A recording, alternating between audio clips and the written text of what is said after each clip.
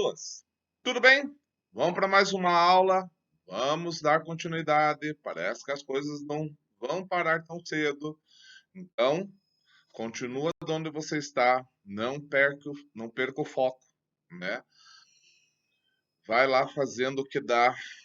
Entre em contato, mas não perca o seu foco de estudo. Haja como se tudo estivesse acontecendo.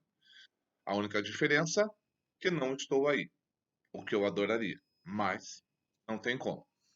Senhores, a gente vai para o nosso último assunto dessa apostila, que é o início da biologia celular, ou também chamado antigamente de citologia. Esse nome já foi tirado, tá? E isso daí vai nos acompanhar nesse último campo dessa apostila e mais toda a próxima apostila, tá certo? Então é um assunto importante. O que estuda a biologia celular em si? A célula.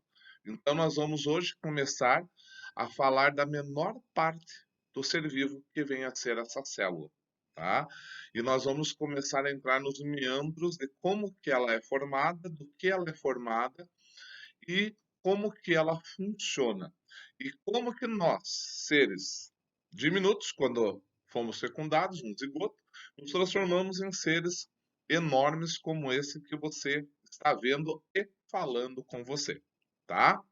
Então é assim, antes de mais tudo, é interessante nós começarmos a falar sobre célula num pequeno histórico, ou seja, como que as coisas se sucederam daqui até lá. Nosso assunto de hoje vai ser basicamente esse. Eu vou te dar um pequeno histórico sobre biologia celular, de como que foram as descobertas, e nós vamos classificar as células para que a gente possa estudá-la mais a fundo novamente. Tá certo? Então é muito fácil.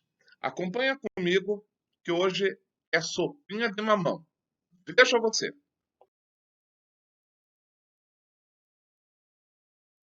Então, o primeiro que nós vamos falar aqui é o senhor Zacarias Janssen, ou Janssen, porque ele era holandês, não sei como é que fala, tá?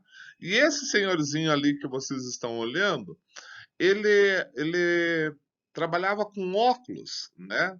Então ele começou a colocar lentes de óculos sobrepostas em um tubo, tá? Que é o que vocês estão vendo nessa figura ali, o resultado final.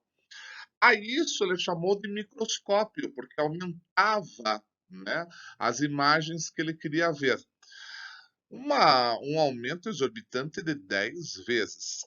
E por aí ele começou a observar muitos insetos, principalmente pulgas, que naquela época eram bastante comuns, e a ele foi dado a, a grande descoberta, a grande invenção do microscópio, em 1590. Nessa época, senhores, o Sr. Jansen ele era praticamente um pré-adolescente. Então, diz a história que ele obteve a ajuda do seu pai Francis, tá? Mas se vocês procurarem alguns livros, vai ver só o nome dele. Então, deram a ele o título de inventor da microscopia. Por que eu coloquei isso daí? Não se fala em biologia celular se não se falar em microscopia e vice-versa. Tá? Foi graças a esse instrumento que nós podemos chegar aonde nós chegamos e graças ao aperfeiçoamento desse instrumento. Porque vocês sabem muito bem que depois nós vamos ter o microscópio óptico, aquele que trabalha com a luz, ou a luz ambiente, ou a luz elétrica, vai ter um aumento já considerável. Logo depois nós vamos ter um microscópio eletrônico, que tem um aumento exorbitante, tá? Você já consegue ver partículas muito pequenas, como é o caso da membrana celular, como é o caso das organelas dentro da célula, inclusive o microscópio de varredura, que já é um microscópio nuclear muito interessante de se ver também. Tá? Então, tudo começou com esse rapazinho aqui, e ele que dá o seu pontapé inicial. Veja o resto.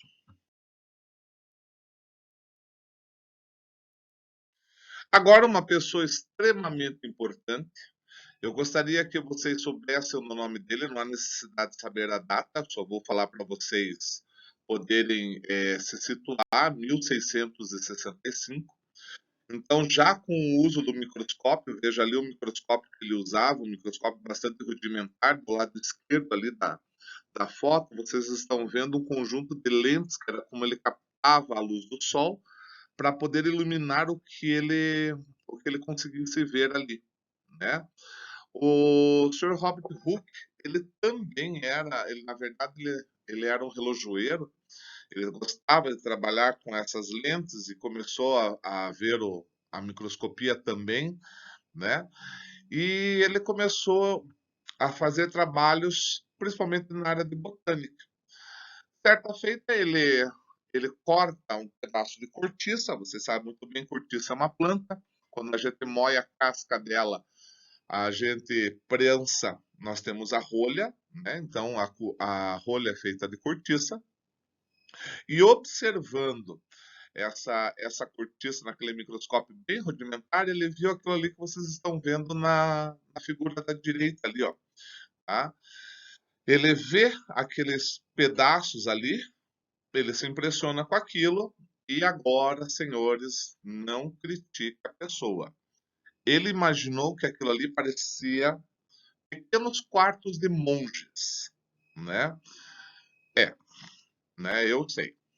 Triste isso, mas acredite nele, eram pequenos quartos de monges, tá? Quartos de monges, assim como o local onde os prisioneiros ficam, são chamados de celas. Então ele falou que aquilo ali eram pequenas celas. Se ele apresentasse como pequenas celas na comunidade científica, ninguém ia dar razão para ele. Então, o que a gente faz? Passa para o latim e tudo fica bonito. O diminutivo no latim é ula. Então, ele deu o nome daquelas cavidades ali de células, que quer dizer pequenas células. Foi tão importante que nós deixamos esse nome. Lógico que o que Hooke viu não foram as células como nós conhecemos. As células daquela planta da cortiça já morreram e ficaram só suas cavidades. Mas como ele foi o primeiro a usar esse nome e foi adotado, está aqui o pai da biologia celular, né? O que denominou pela primeira vez célula, tá certo? Tanto é que nós podemos até definir por enquanto que célula é a menor parte de um ser vivo, ok?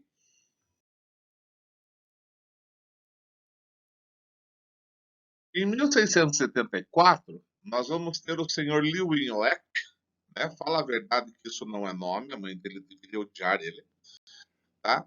Ele também adorava fazer observações em microscopia. Se você está notando bem ali na foto, aquilo que ele está metendo o olho dele é o microscópio.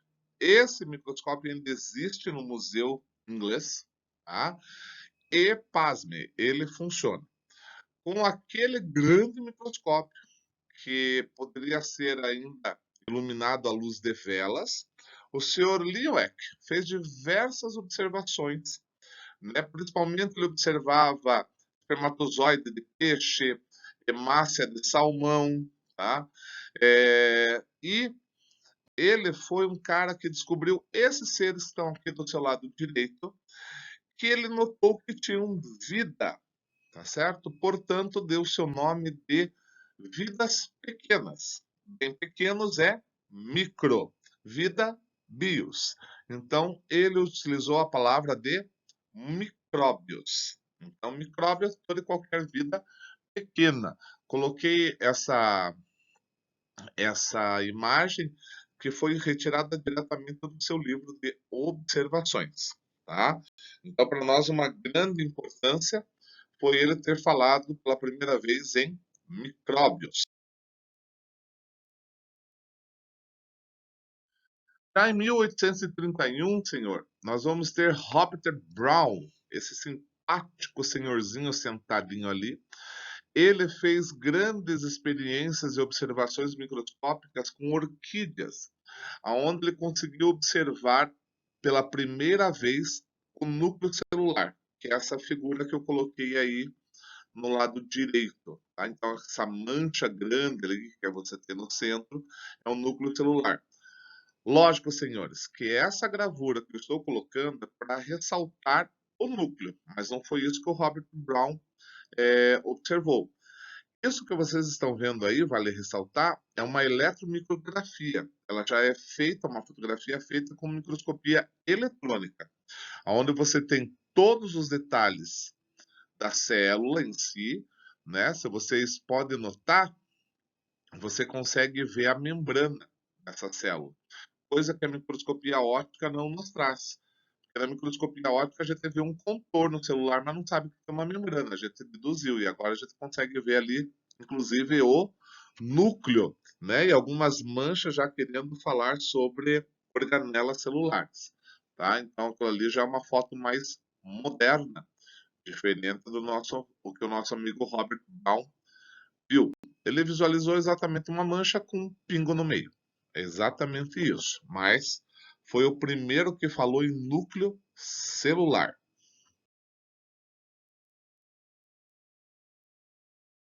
Em 1838, 1839, senhores, nós vamos ter uma dupla muito importante, que é o senhor Matthias Schleiden e Theodor Schwann. Esses dois trabalhando juntos, eles tinham uma coisa chamada teoria celular. A teoria celular é muito importante vocês saberem, senhores. Ela é o ápice, é o pontapé inicial para a biologia celular. Né? O que afirma a teoria celular? Ela afirma o seguinte, que todos os seres vivos, animais e vegetais, são formados por células. Tá? Por que eu fiz questão de colocar assim como eles disseram? Porque na época do Sr. Schleiden e do Sr. Schwann, o pessoal falava em reino animal, reino vegetal. Uma coisa que só foi dividida, subdividida depois nos outros reinos. Né? E vocês sabem muito bem que essa teoria celular, que todos os seres vivos são formados por células, há uma exceção. Qual seria essa exceção? Isso mesmo, os nossos amigos vírus. Uma outra grande polêmica que nós temos, porque nós sabemos muito bem que os vírus são seres acelulares, né? São organismos acelulares, ou seja, eles não são compostos por células, eles não têm membrana, citoplasma e núcleo, como toda boa célula, eles só são uma cápsula de proteína com material genético. É aí que está o grande embate da ciência. Você vai ver alguns autores falando que os vírus são seres vivos, porque têm material genético e, portanto, têm sua hereditariedade e se reproduzem. E muitas pessoas, que se você já repararam na TV, falando que vírus são apenas, então somente proteínas que infectam nossos organismos e causam doenças. Não os tratam como seres vivos. Então, fica aí, qualquer dia desses, aí num futuro, que eu acho que não seja tão distante, se as pessoas vão colocá-los como seres vivos ou não. Alguns atores falam que sim, outros dizem que não. Eu sei que está passando pela cabeça de vocês, é saber minha opinião. Então, tudo bem. Opinião de professor, para mim, são seres vivos. Ok? Então, pelo fato de terem material genético e reproduzir. Isso é fato. Tem muita gente que vai entrar em contestação porque diz que não tem metabolismo. Tá? Então, a gente pode ficar por aí fazendo uma discussão até dizer chega. Mas eu sempre vou dizer que Schleiden e Schwann falam que todo ser vivo é composto por células e eu complemento, com exceção dos vírus. Ok?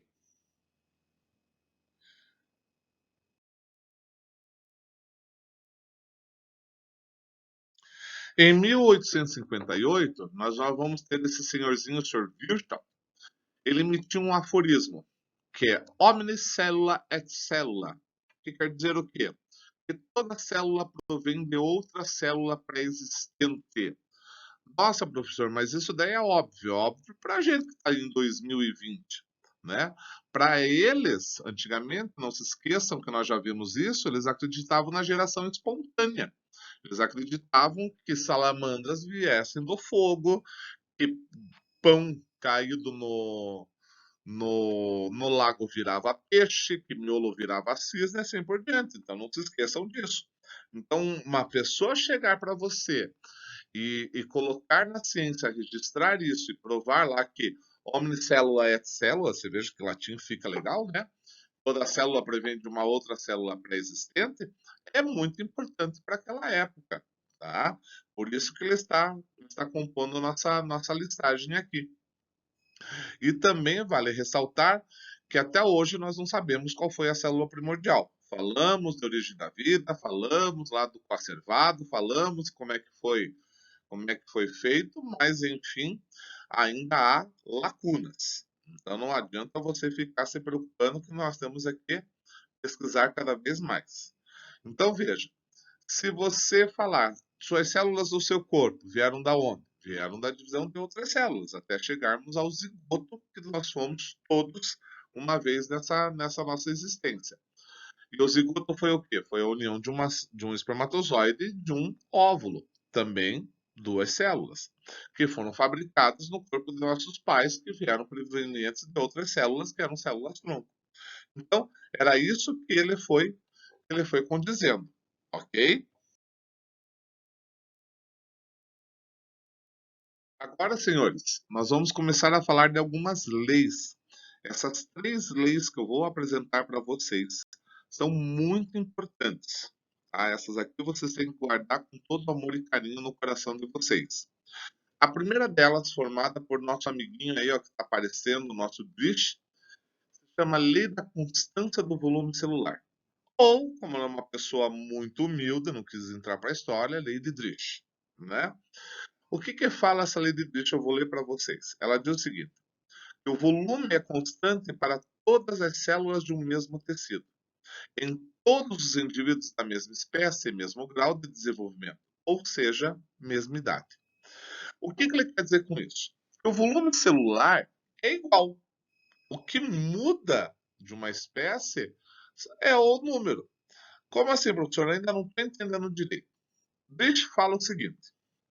Imagine eu, que tenho 1,95 m, e vamos pegar, deixa eu me ver, alguém bem interessante. Vamos pegar a professora Márcia de Artes. A professora Márcia de Artes é bem menor do que eu, não é? Será que as minhas células são maiores que a dela? Segundo o Drish, não. Nosso volume celular é o mesmo. Se eu pegar a minha célula do pâncreas e pegar a célula do pâncreas da professora Márcia, elas serão em volume iguais. Acontece que por eu ser maior, eu tenho um número de células a mais do que ela. Simples assim, tá? Se eu pegar células de um rato, vai ter o mesmo volume se eu pegar a mesma célula do mesmo órgão de um elefante. Acontece que o elefante tem um número de células a mais, né? Se eu pegar, por exemplo, da sala de vocês, não sei, né? Alguém magro. Qual a diferença entre ele e eu? Lógico, gente. Eu tenho muito mais células adiposas do que essa pessoa, tá certo? Então, deixa eu falar isso, que o volume é o mesmo. O que diferencia é o número de células, ok? A próxima lei que nós vamos ver agora é a lei de Spencer, esse senhor que vocês estão vendo ali. Olha o que ele diz. A superfície de uma célula varia de acordo com o quadrado da dimensão linear e o volume com o cubo da mesma. Professor, não entendi chongas nenhum. Então, eu coloquei ali do lado uma figurinha para vocês. Vamos imaginar que aquela célula seja um cubo. Um cubo de aresta 1 micrômetro, tá certo? Então, se ele tiver 1 micrômetro, ele vai ter ali, ele calcular uma área lá de 6 micrômetros quadrados e um volume de 1 micrômetro cúbico. Se eu aumentar essa aresta em 10 micrômetros, a sua área vai aumentar com o quadrado. Ela vai aumentar em 600 micrômetros. Ela aumenta 100 vezes. Porque 1 para 10, quadrado 1 para 100. Né? Quadrado de 10 é 100. E o volume vai ficar em 1000 micrômetros cúbicos. Ou seja, 1000, 1 para 10, 1000 é o cubo. Então, ele aumenta o seu volume 1000 vezes. Tá, professor, e para que serve essa porcaria? Spencer consegue explicar por que a célula entra em divisão. Porque quando uma aresta, né, a sua área, aumenta em 10 vezes, que foi o caso ali do nosso exemplo, né, aumentou o quadrado, o volume aumentou o cubo, ou seja, essa célula tem uma quantidade maior de citoplasma, né, o que está contido dentro dela, do que pode ela abraçar. Isso forçará essa célula a se dividir. Então, a lei de Spencer, ela está relacionada com a divisão celular. A célula, quando se prepara para dividir, ela começa a crescer, só que o volume dela cresce mais do que a sua área, o que faz com que ela rapidamente se divida. Tá certo? Tanto é que a gente chama a lei de Spencer de fator mitógeno. Nós vamos ver lá para frente o que é mitose, mas é só para vocês terem uma ideia.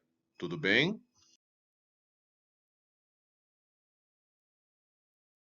Terceira lei que eu vou apresentar para vocês, na verdade, é uma classificação. É a classificação desse senhor italiano que vocês estão vendo ali, chamado Bizzozero, né?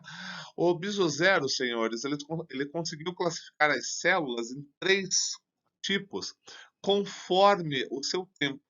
Então, para ele, existem 3 tipos de células: as células lábeis, as células estáveis e as células permanentes. Então, as células lábeis, vou ler aqui, são células dotadas de ciclo vital curto. Ciclo vital curto é o período de vida delas, então pode durar de dias até no máximo meses, tá certo? São continuamente produzidas pelo organismo, ou seja, elas não se reproduzem. Elas são produzidas pelo organismo e elas morrem, pronto, acabou. Permite o crescimento e a renovação constante dos tecidos, onde ocorre. Exemplos: glóbulos brancos, leucócitos, que são fabricados pelos nossos ossos. Os glóbulos vermelhos, hemácias ou eritrócitos, também são fabricados pelos nossos órgãos, né, pelos ossos. E só para vocês terem uma ideia, as hemácias têm um tempo de vida de 3 meses. Células epiteliais, que é a nossa pele, tem um tempo de vida de 3 dias. Depois dali elas são trocadas.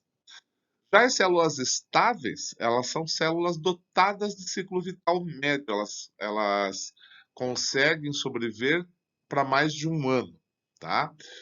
Podendo durar meses ou anos. Produzidas durante o período de crescimento do organismo, essas células só voltam a ser formadas em condições excepcionais. Então, o que eu quero dizer com isso para vocês? Elas se dividem, elas conseguem se dividir. Elas só vão ser produzidas pelo meu organismo em uma condição excepcional, como na regeneração de um tecido. Então, por exemplo, eu faço um corte, eu faço uma fratura, né, os ossos, as células dos meus ossos, fraturei o osso. As células que estão próximas àquela fratura vão se dividir, vão ser produzidas novamente para fechar aquela fratura. Então, dentre as células estáveis, podemos citar os osteócitos, né, células adultas dos ossos, os hepatócitos, células do fígado. Então, você veja lá, cada vez que você inventa de beber, o álcool vai matar suas células do fígado. Outras vão ser produzidas para regenerar aquele tecido dali, tá certo? Até o dia que não consegue mais, aí você vai ter problemas. Células pancreáticas, células musculares lisas. Nós ainda não vimos tecido, mas é só para adiantar. Célula lisa são aquelas que nós não temos controle na movimentação, como, por exemplo, movimento intestinal, tá? Então, geralmente, cólica muscular lisa. E já as células permanentes ali, nós vamos ter um ciclo vital muito longo, seja, é a vida toda, tá? São produzidas apenas durante o período embrionário. Tá? Ou seja, você produz quando você estava para nascer e é com elas que você vai ter o resto da sua vida se você não matá-las, tá certo? Então, por exemplo, neurônios, que a gente sabe muita gente vai destruindo ao longo da sua vida, e depois agora nós temos até uma doença chamada Alzheimer, que danifica e destrói os neurônios, tanto é que quando você vai fazer uma necropsia uma pessoa que teve Alzheimer, o volume cerebral é menor, ele foi destruindo. E células musculares estriadas, que são as células do do nosso músculo, né? Aquilo que a gente treina na academia. Essas são células permanentes. Vale ressaltar aqui, senhores, que nesse caso aqui, as células permanentes, elas não seguem a lei do Spencer, tá? Então, elas também não seguem a lei de Dirichlet, né? Do Dirichlet. Elas são por elas. Por exemplo, vocês sabem muito bem que se eu fizer academia, eu vou alterar o tamanho da minha célula muscular. Elas não serão produzidas. Eu não tenho mais músculo porque sou musculoso, mais células musculares por ser musculoso. Eu alterei o volume. Então, as células permanentes, elas não seguem a lei de Dirichlet, ok?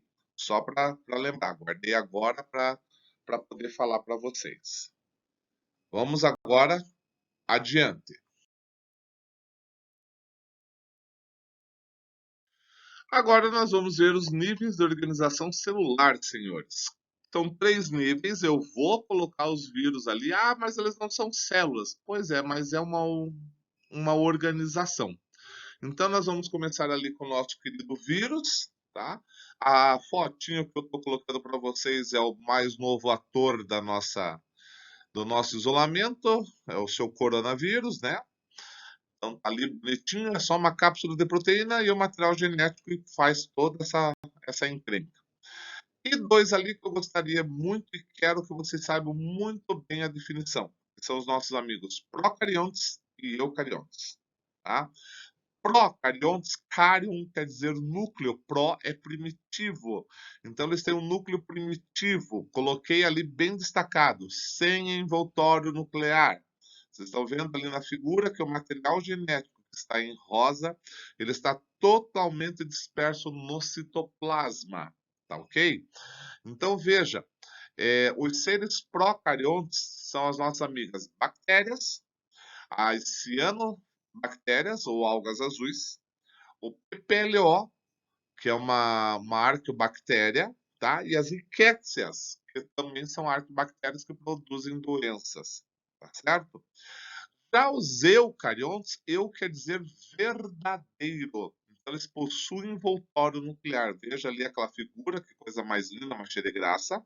Eu vou ter a membrana e o núcleo bem bonito, bem grande, mas envolvido por uma membrana diferente da figura anterior ali, que está dissolvido no citoplasma.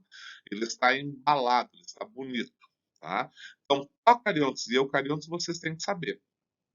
Se não for uma bactéria, nem uma cianobactéria, o resto é eucarionte.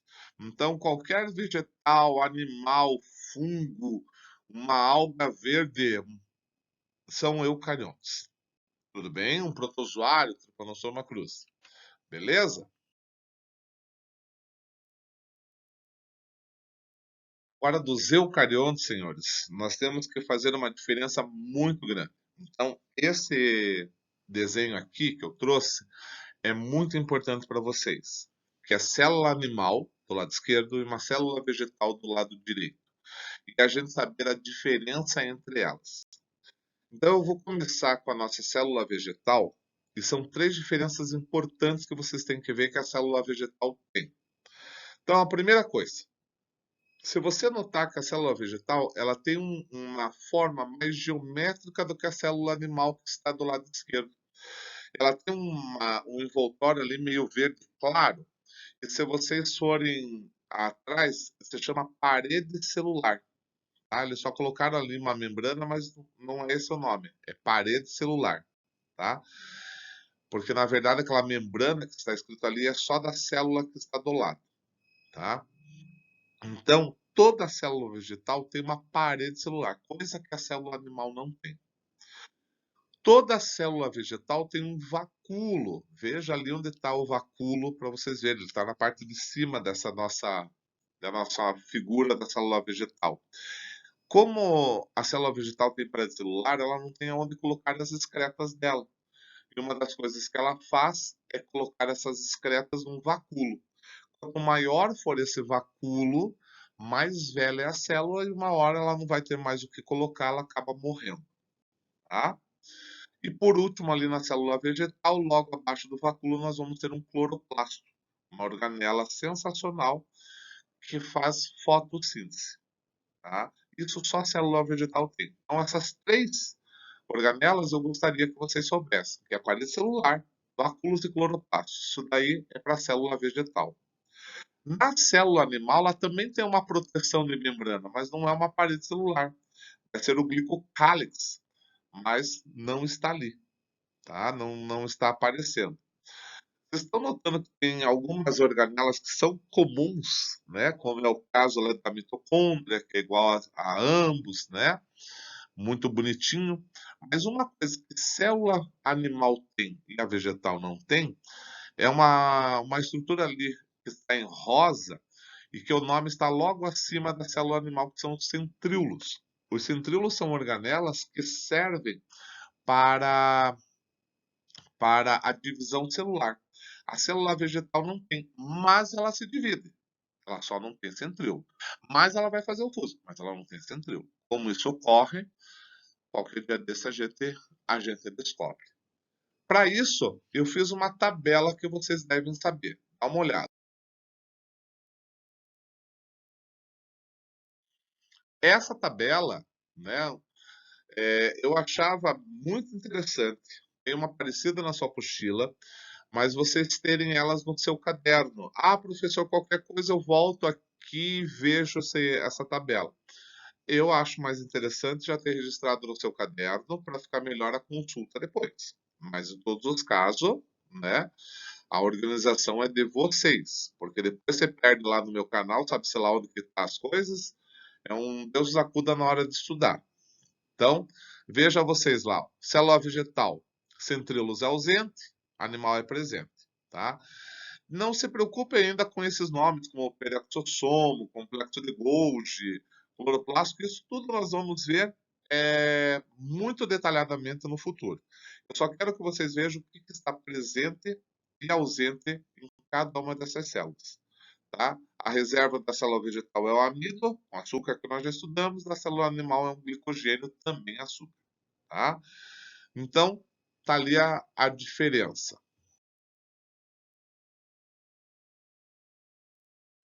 Agora, para fixar o nosso conteúdo, aí uma pequena tarefa para vocês. Na sua apostila mesmo, pode fazer a página 50, todos os exercícios que estiverem ali. E na apostila nós vamos ter para frente ali a hora de estudo, está na sua página 61 e 62. Faz os exercícios do 1 até o 7, só, tá bom? Do 1 até o 7. Vocês vão ter uma exorbitância, nossa, acho que vai dar mais de 100 exercícios. Mentira! É só fazer que é facinho, facinho.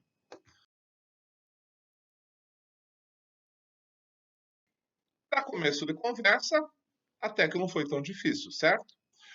Então, de novo, gente, mesma coisa. Façam os exercícios, façam no caderno esses exercícios, não se esqueçam, não é para fazer na apostila, faça no caderno, tá? Eu, pessoalmente, colocaria o enunciado e só a resposta certa, mas eu sei que muita gente só está colocando a resposta, tá bom? Não é uma coisa que eu vou cobrar, assim, nitidamente, afinal de contas nós estamos no ensino médio, mas facilita muito a vida na hora de estudar, tá? E aquela velha questão, qualquer coisa, estamos aqui, eu do meu lado, você em qualquer parte de Paranaguá, porque o Anchieta é nosso. Não, né? Estuda aí, gente. Beijão para vocês. Até a próxima.